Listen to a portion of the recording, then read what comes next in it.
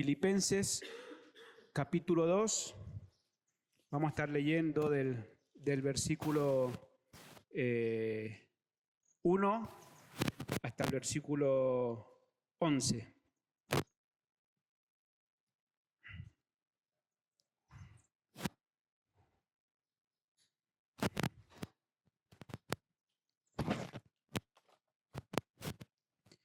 Dice su palabra: por tanto, si hay algún estímulo en Cristo, si hay algún consuelo de amor, si hay alguna comunión del Espíritu, si algún afecto y compasión, hagan completo mi gozo, siendo del mismo sentir, conservando el mismo amor, unidos en espíritu, dedicados a un mismo propósito. No hagan nada por egoísmo o por vanagloria, sino que con actitud humilde cada uno de ustedes considera al otro como más importante que a sí mismo, no buscando cada uno sus propios intereses, sino más bien los intereses de los demás.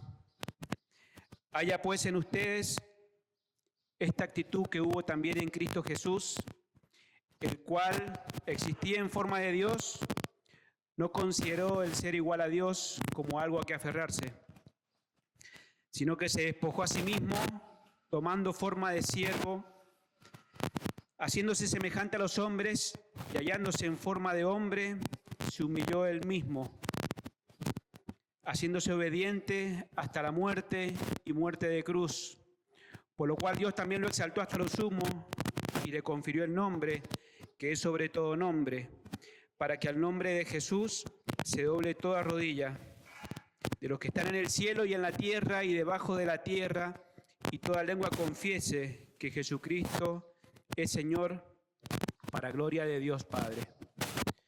Oramos. Señor, te damos muchas gracias, Señor, por tu palabra, Señor. Ha sido leída, Señor. Señor, y te quiero pedir, Señor, que seas tú quien estés tocando lo más profundo de nuestro ser, Señor. Las fibras, Señor, de nuestro ser, Señor, sean estremecidas por tu Espíritu, Señor. Papá, que podamos entender tu palabra, que podamos, Señor, aplicarla y obedecerla, Señor. Te lo rogamos, Señor, que sea tu Espíritu quien estés hablando a nuestros corazones y que seas tú salvando a los perdidos, Señor, a través de tu palabra, Señor. Oramos en el nombre de Cristo Jesús. Amén y amén. Mis hermanos, en esta mañana voy a comenzar leyendo una carta de Satanás, una confesión de Satanás para nosotros en esta mañana.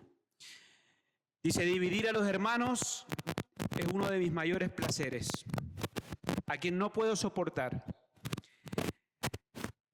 El poder de dividir a los hermanos en Cristo es una de mis tácticas más eficaces. Si puedo sembrar discordia entre ustedes, los creyentes, he logrado debilitar el cuerpo de Cristo desde dentro.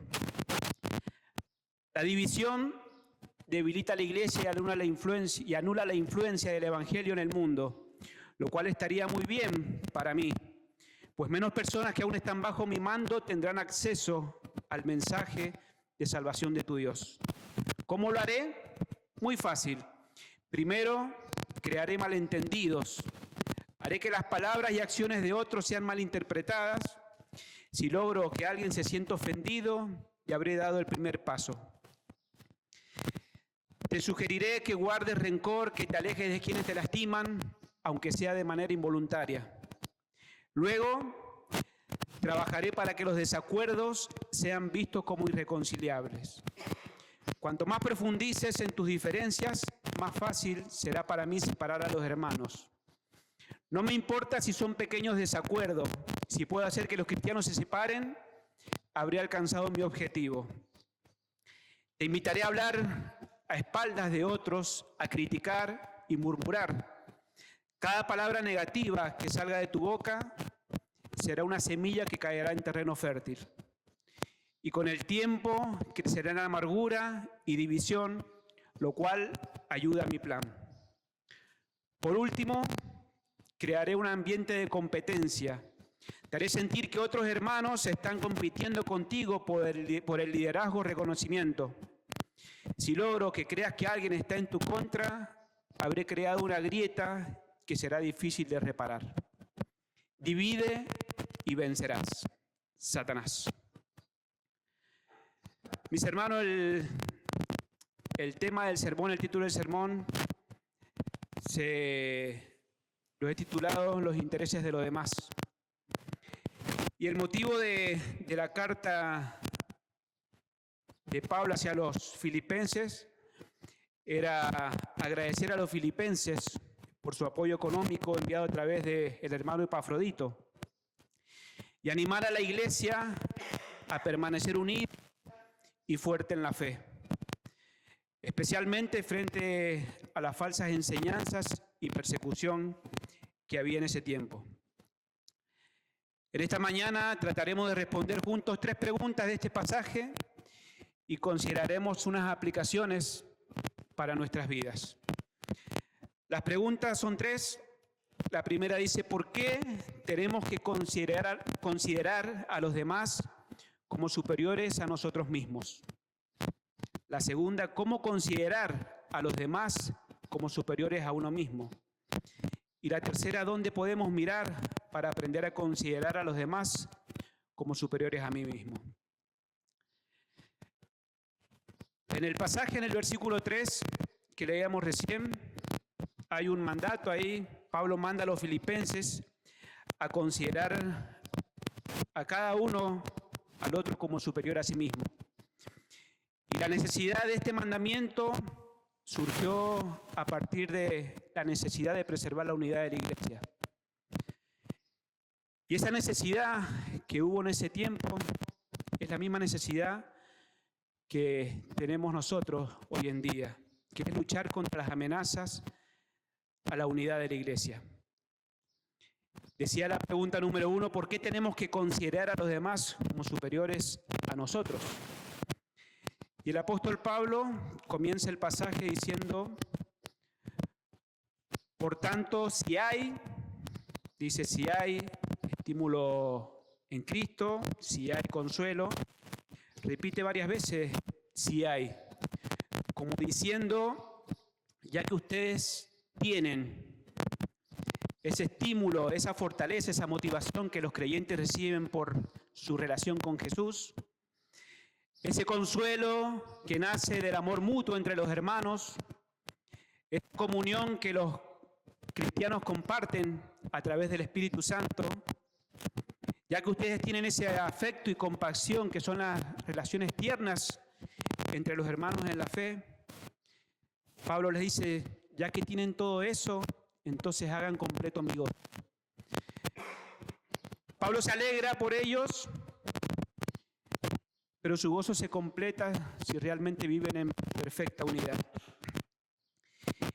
Y no solamente se queda ahí con que hagan completo mi gozo, el apóstol Pablo, sino que da ciertas exhortaciones hacia los hermanos. Dice, sean del mismo sentir. Y esa manera de ser del mismo sentir, mis hermanos, es tener nuestra mirada centrada en Cristo. No podemos decir que somos del mismo sentir y después cada uno tira para su lado. Otra de las exhortaciones que dice, conservando el mismo amor. Ese mismo amor, ese conservar, es guardar ese amor constante y mutuo, que no haya división. Tenemos que luchar, predicaciones atrás decía el hermano Eduardo, luchar cuerpo a cuerpo con el pecado. No podemos dejar que ni un poquito así de división, de conflictos entre a nuestra iglesia.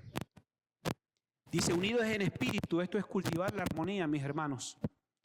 Y es un trabajo que tenemos que hacer a diario, no solamente sino en la semana, tratar de esto mismo, cultivar la armonía entre los hermanos. La otra exhortación que le da dice, dedicados a un mismo propósito. Y ese mismo propósito es tener una misma meta. Y esa meta es la propagación del Evangelio. El apóstol dice, ya que ustedes han recibido tanto de Cristo, Y lo que leímos al principio, que el estímulo de Cristo, todas esas cosas son frutos de haber escuchado y obedecido el Evangelio, no viene de otra cosa. El Evangelio hace eso. Como decía, ya que ustedes han recibido tanto de Cristo, le dijo el apóstol, ánimo, consuelo, comunión, compasión, les pido que vivan en unidad. Pensando igual, amándose igual y trabajando juntos con un solo propósito. La pregunta era ¿para qué? Para que mi gozo sea completo, decía el apóstol. Siguiendo con la explicación, vamos a ver en qué consiste y en qué no consiste la verdadera unidad de la Iglesia. La verdadera unidad consiste en luchar unánimes por la fe del Evangelio. Dice Filipenses 1:27, unos versículos más arriba del pasaje que leíamos. Pablo dice, solamente compórtense de una manera digna del Evangelio de Cristo, de modo que ya sea que vaya a verlos o que permanezca ausente, pueda oír que ustedes están firmes en un mismo espíritu, luchando unánimes por la fe del Evangelio. Y Filipenses 2:14, unos versículos más abajo, dice, hagan todas las cosas sin murmuraciones ni discusiones, para que sean irreprensibles y sencillos, hijos de Dios, sin tacha, en medio de una generación torcida y perversa, en medio de la cual ustedes resplandecen como luminares en el mundo. De eso consiste la verdadera unidad de la Iglesia. ¿Cuántas veces tenemos tan arraigados en nosotros el murmurar, el criticar y el no arreglar conflictos? Acá en Filipenses, el apóstol Pablo pone de ejemplo a Timoteo, que él no buscó sus propios intereses, sino que sirvió para que el Evangelio avanzara, el Evangelio se propagara en ese lugar. ¿Y en qué consiste también la verdadera unidad de la Iglesia? En Filipenses 4:2, en esta carta, había conflictos de dos hermanas que habían estado luchando juntos por la causa del Evangelio, y es en la única carta donde con nombre les pide que por favor vivan en la armonía en el Señor. Y el apóstol Pablo le pide a dos hermanas, Evodia y Sinti, que por favor vivan en armonía, que dejen de pelear por cosas, no sabemos cuál habría sido el conflicto en este tiempo, pero les pide que por favor vivan en armonía. Dice, les ruega que vivan en armonía, recordándole las luchas que ellas lucharon a causa del Evangelio.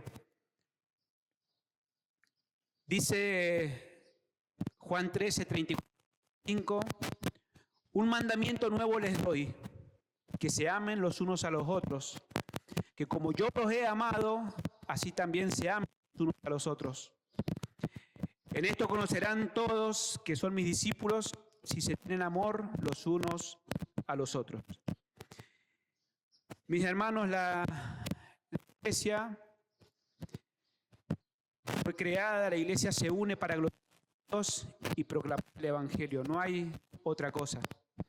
Dice Efesios 4:3, que Cristo sea conocido, y acá da una acción, dice, esforzándose por preservar la unidad del Espíritu en el vínculo de la paz. Y es un trabajo que muchas veces nos cuesta preservar, esforzarnos por que la Iglesia esté unida. ¿Y en qué no consiste la verdadera unidad de la Iglesia? Muchas veces uno cree que en la Iglesia no va a haber conflictos. Hay personas que dicen, no, que yo no voy porque son todos unos hipócritas. Y la Iglesia es para pecadores como tú y como yo, mis hermanos.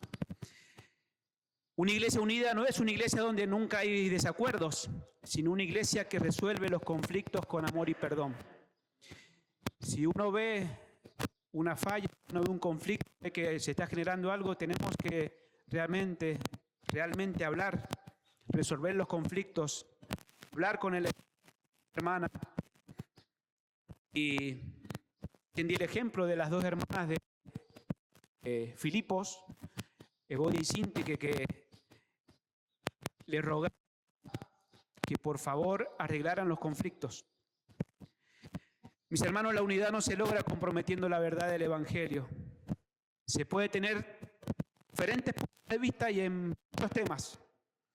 Por ejemplo, en las cortinas de la iglesia, de que uno dice, no sé, de color verde, otro rosado.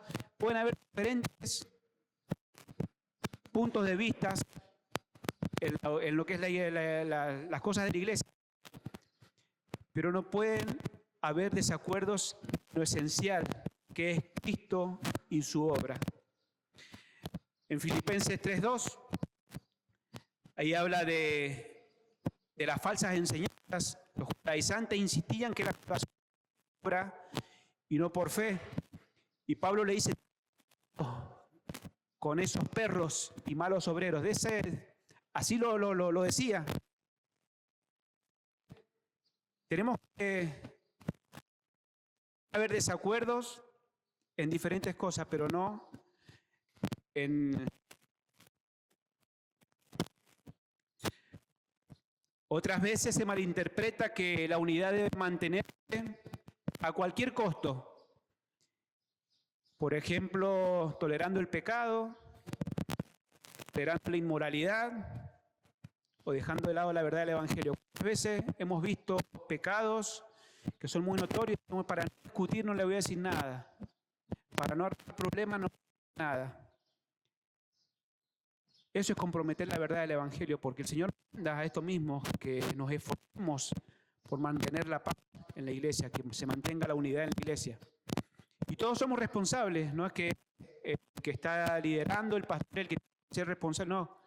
Cada uno somos responsables porque somos el cuerpo de Cristo, mis hermanos.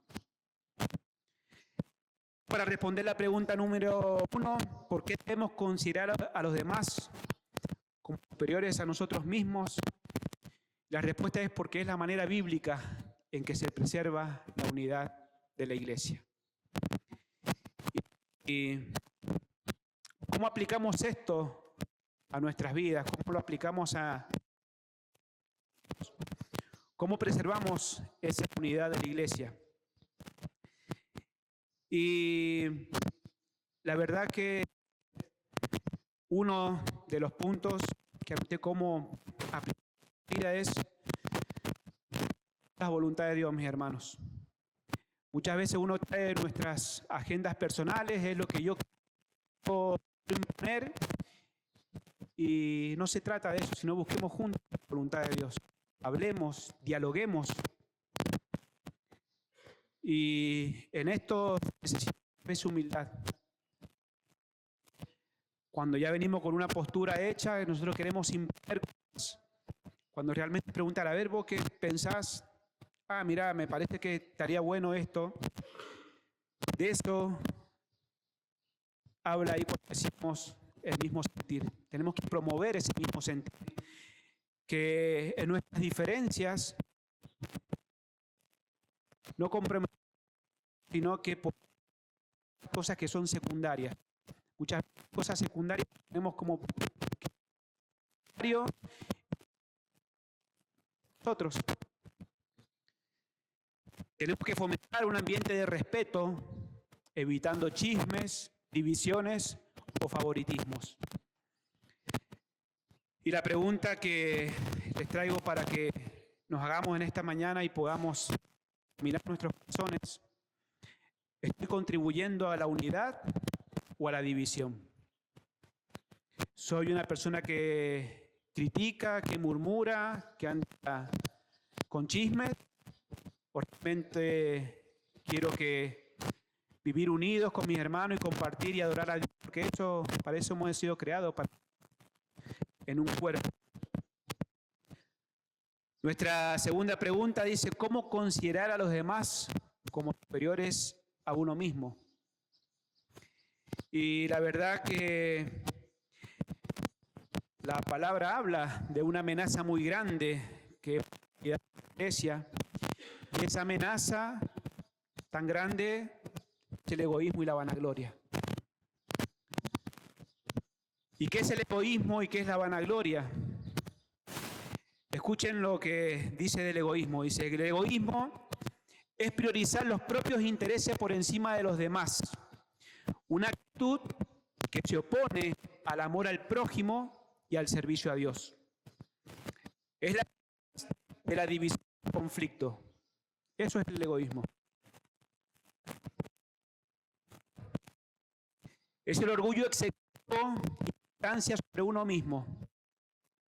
Siempre quiere ostentar cualquier cosa, buscando la alabanza en lugar de la gloria a Dios.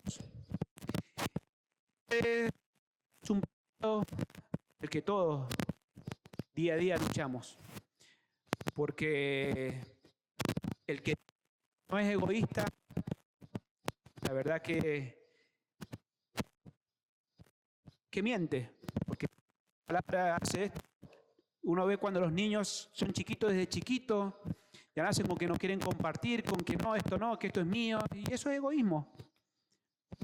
Y eso pasa muchas veces, pasa en el trabajo, pasa en la iglesia. Por eso la carta de Pablo exhortando a los filipenses de estas cosas, de los peligros que hay, de este pecado que muchas veces pasa sutilmente, muchas veces no es sutil, es muy obvio, de personas que son vanagloriosas y egoístas. Y la pregunta es cómo combatimos el egoísmo y la vanagloria.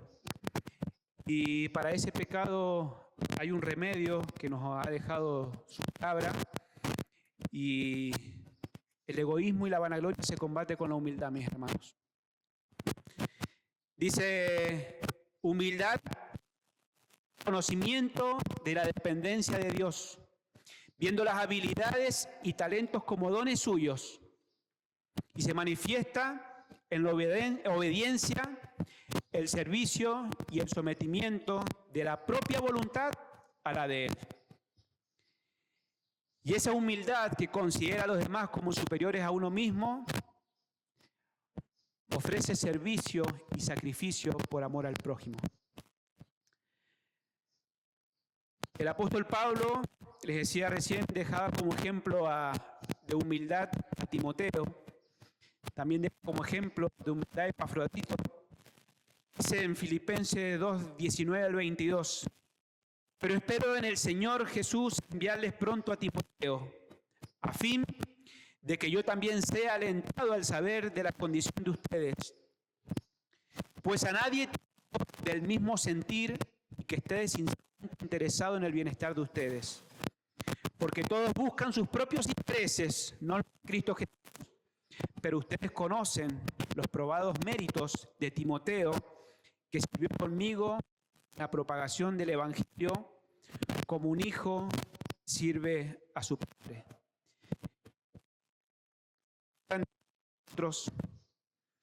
Mira, no tengo a nadie que a mi hermano Cristian de un mismo sentir, que una persona que se preocupa por el bienestar de los demás. Qué bueno que a nosotros, qué bueno que, ¿sabes qué? Tengo a mi hermano Pablo que a él no le importa nada, sino que preocuparse por los demás. De ese mismo sentir que habla la palabra. Entonces, y vemos acá reflejado el ejemplo de humildad, de que Pablo lo ponía a Timoteo. Porque todos buscan sus propios intereses, no los de Cristo Jesús. Dice, pero Timoteo sirvió conmigo en la propagación del Evangelio. A él no le importaba nada, él quería que el Evangelio fuera hijo, sirve a su padre. Entonces, mis hermanos, respondiendo a la pregunta número 2, ¿cómo consideras como superiores a uno mismo? Y la respuesta es buscando cada uno sus propios intereses. Es más. Nuevamente vamos a hacer aplicaciones a nuestra vida, a nuestro diario vivir. Uno dirá, pero esto, ¿cómo lo hacemos? ¿Cómo buscamos los intereses de los demás? Y yo los voy a ayudar en esta mañana para que realmente buscar los intereses de los demás hermanos. Y una de las formas es interesarse genuinamente por las personas. ¿De qué manera? Usted dirá, preguntar, ¿están escuchando sus luchas? Aprendiendo a escuchar, mis hermanos. Entonces, no prestamos atención a las personas.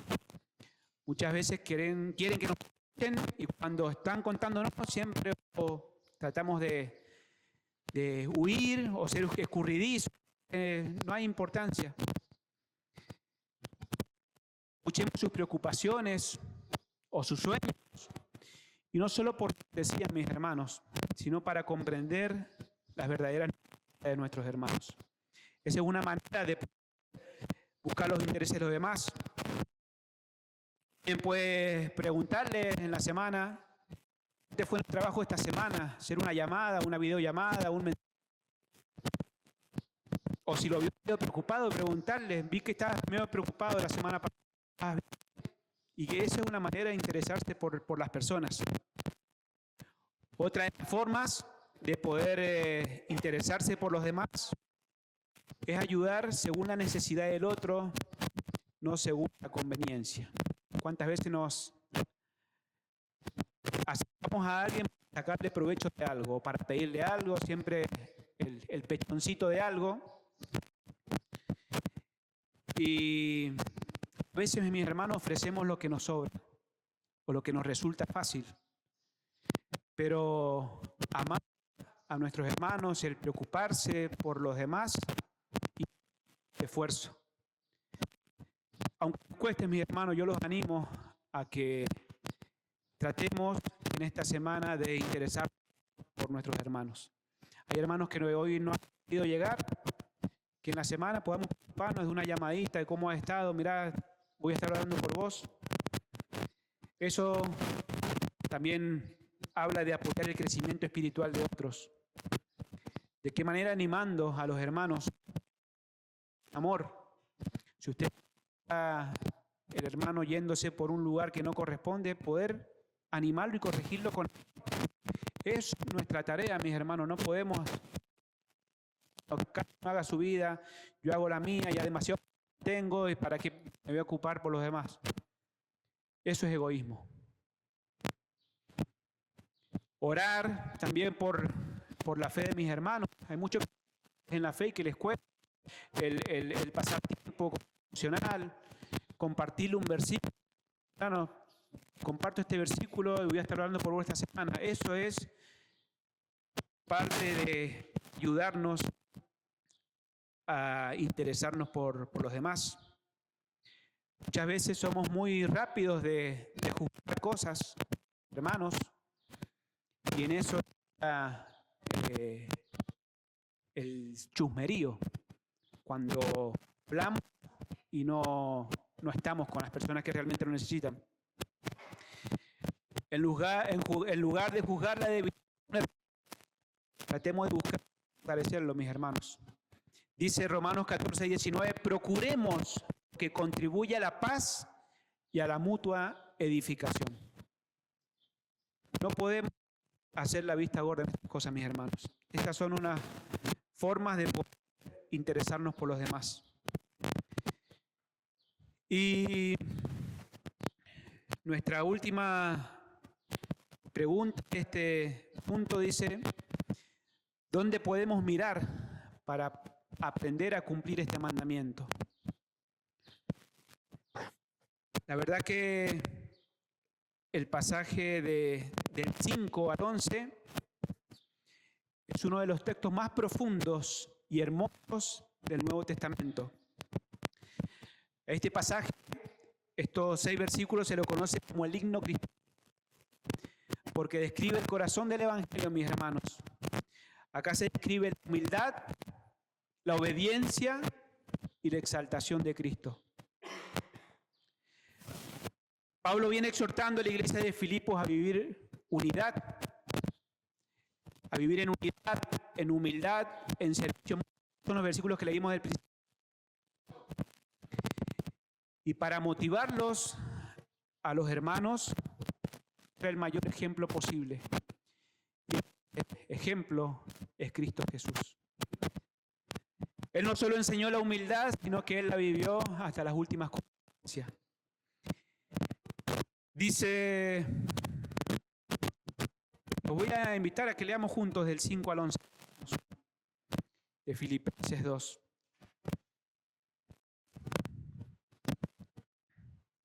Y que realmente puedan ver a Cristo del 5 al 11.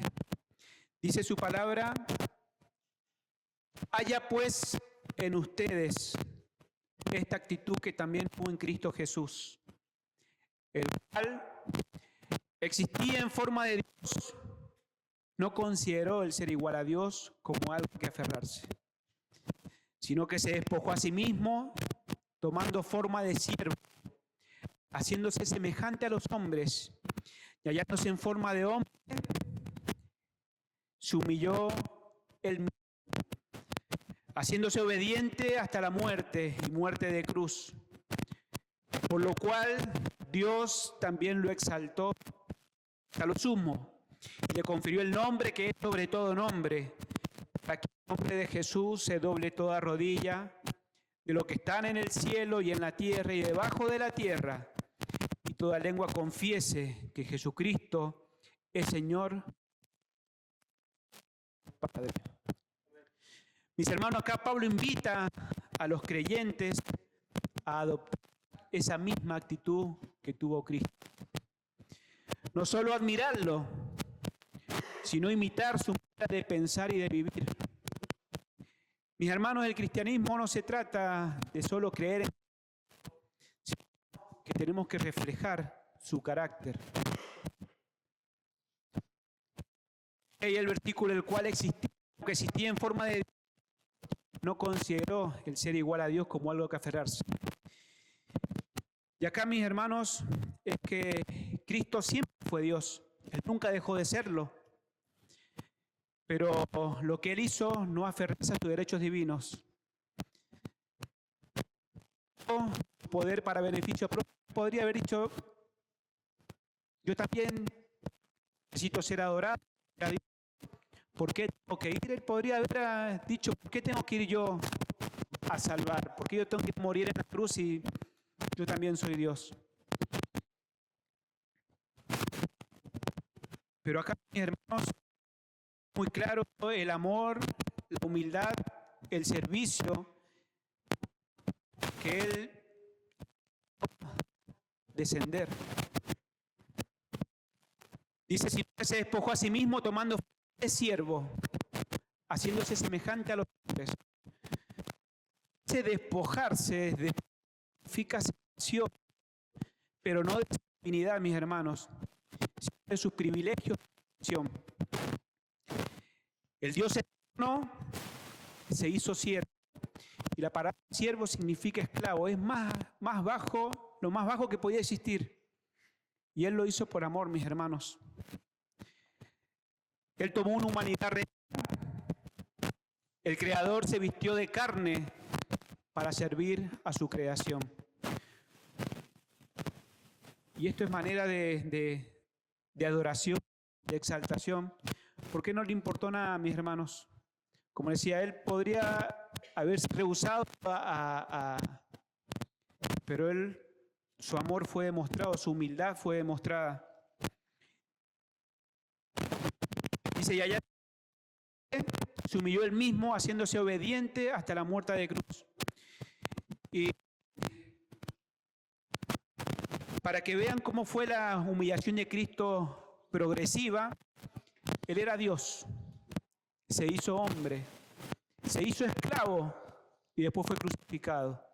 Todo por amor a nosotros. Y no solamente lo hizo por amor a nosotros, mis hermanos, sino por obediencia al Padre. Él obedeció al Padre. Y lo hizo para salvarnos, para darnos vida eterna. Si ustedes saben, la muerte cruz era la muerte más vergonzosa que podía existir. Dolorosa y vergonzosa. Pero Cristo abrazó la cruz voluntariamente, mis hermanos. Y Él cuando abraza esa cruz, después de su humillación, de caer a lo más bajo, de ser siervo, ya era humillante ser un hombre, pero Él no le importó. Él se hizo siempre un esclavo hasta ir en obediencia a la muerte y muerte de cruz. Pero después de la humillación vino la exaltación del Padre, mis hermanos. Dice, por lo cual Dios también lo exaltó hasta lo sumo. Dios lo levantó de los muertos y lo sentó a la diestra de su Padre y le dio el nombre sobre todo nombre. Dice, la rodilla de lo que está en el cielo y en la tierra. Y toda lengua confiese que Jesucristo es Señor para gloria de Dios Padre. Mis hermanos, esto es motivo de adoración al Señor, de reconocer que sin Él no somos nada, mis hermanos. Su obediencia trajo gloria al Padre y trajo salvación a nuestras vidas. ¿Cómo conecta esto con el Evangelio? Este pasaje resume el Evangelio en 3 movimientos.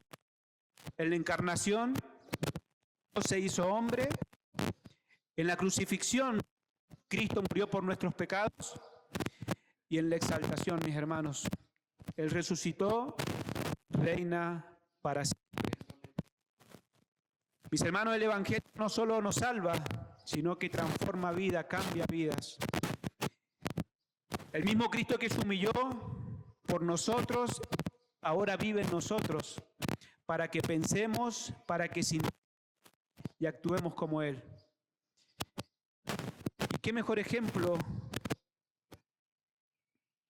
que nos deja su palabra de la humildad de Cristo Jesús? Y decía la pregunta, ¿dónde podemos mirar para aprender a cumplir este mandamiento? Y la verdad que, mis hermanos, debemos mirar. No tenemos otro lugar donde poner nuestras miradas. Dejemos el egoísmo de lado, dejemos la vanagloria, dejemos esos pecados que nos separan de mirar a Cristo. Nos alejan de mirar a Cristo. Él es nuestro modelo supremo de humildad, mis hermanos. Es obediencia, servicio y entrega. Y nosotros tenemos que reflejar su carácter, mis hermanos. Tenemos que ser como Él. ¿Y cómo aplicamos esto para nuestras vidas en el día? Adoptemos la mente de Cristo. ¿Y cómo adoptamos la mente de Cristo? Mis hermanos, busquemos servir más que ser servido. Él, siendo Dios, no le importó, Él vino a servirnos. Él vino, lavó los pies de los discípulos. Él vino y compartió con pecadores. Y Él no le importó, lo hizo por amor. Y hoy en día nos deja su palabra para que lo miremos a Él y busquemos ese ejemplo. Ese es nuestro mayor ejemplo, Cristo Jesús. No mi vida, porque yo no puedo ser ejemplo, soy un pecador como ustedes, mis hermanos. Él, que nunca pecó, dio su vida por nosotros en amor y obediencia al Padre. Dentro de las aplicaciones para nuestras vidas, renunciemos al orgullo, mis hermanos. Muchas veces vivimos centrados en nosotros y nosotros somos los importantes y el yo. Tratemos de mirar las necesidades de nuestros hermanos. Tratemos de mirar a Cristo en otros hermanos que están con necesidad. Otro de los puntos para aplicar a nuestras vidas, obedecer cueste lo que cueste. Mis hermanos, ustedes vieron que Él obedeció al Padre y Dios lo exaltó. La obediencia trae fruto y te da gloria a Dios y eso honra a Dios. Esperemos la exaltación de Dios, no la del mundo. ¿Cuántas veces tenemos que ser reconocidos por las personas? en el trabajo, en la casa. Yo tengo que ser valorado por lo que hago. No esperemos la exaltación, sino que esperemos la exaltación de Dios. La gloria del creyente no está aquí, mis hermanos, sino en Cristo. Otra de las maneras de poder aplicar a nuestras vidas es confesar nuestros pecados, confesar nuestro orgullo, confesar el egoísmo y proclamar a Jesús como Señor. Vivir y hablar de manera que otros vean su señorío en nosotros, mis hermanos. Para ir terminando, la vida cristiana la podemos resumir de esta manera. Desciende con Cristo en humildad y serás levantado con Él en gloria. Dice 1 Pedro 5:6, humíllense pues bajo la poderosa mano de Dios para que Él los exalte a su debido tiempo. Mis hermanos, Jesús no buscó grandeza, sino servicio, no reclamó derechos, sino que ofreció su propia vida para salvarnos. Y esa obediencia trajo que Dios Padre lo exaltara. Hermanos, cuando imitamos su actitud, el Evangelio se hace visible en nuestras vidas. Oramos al Señor. Señor, gracias por tu palabra, Señor. Te rogamos, Señor, que seas tú obrando en cada corazón, Señor. Señor, si decimos que no tenemos pecados, si decimos que somos orgullosos, si decimos que no somos egoístas, Señor, mentimos, Señor, y nos engañamos a nosotros mismos, Señor. Señor, perdónanos porque muchas veces, Señor, pecamos sin darnos cuenta y muchas veces queriendo, Señor. Perdónanos, Señor, porque eso, Señor, nos aleja de ti, Señor. Ayúdanos a mirarte a ti, Señor, a mirar a Cristo, Señor, que es el único lugar, Señor, donde se perfecciona la unidad en la iglesia, Señor. Señor, te pido que seas tú tratando con cada persona que está aquí, Señor, y los que no han podido llegar, que seas tú en sus corazones, Señor. Por los niños que están aquí presentes, Señor, te pido, Señor, que tú los ayudes a lidiar con el egoísmo, Señor, con el orgullo. Señor, muchas veces nosotros como padres, Señor, los hacemos que ellos mismos sean egoístas, Señor, que no se interesen por los demás. Señor, tu palabra, Señor, ha sido muy clara, Señor, de que tenemos que considerar, Señor, como Cristo lo hizo, Señor. Ese ejemplo, Señor, de amor, de servicio, de humildad, dejaste, Señor, para que podamos aprender, Señor, y seguir tus pisadas, Señor. Que podamos reflejar, Señor, tu carácter, Señor, podamos vivir, Señor, centrados en ti, Señor. Dejando de lado, Señor, todas las cosas, Señor, que mismo diablo usa para dividir la iglesia, Señor.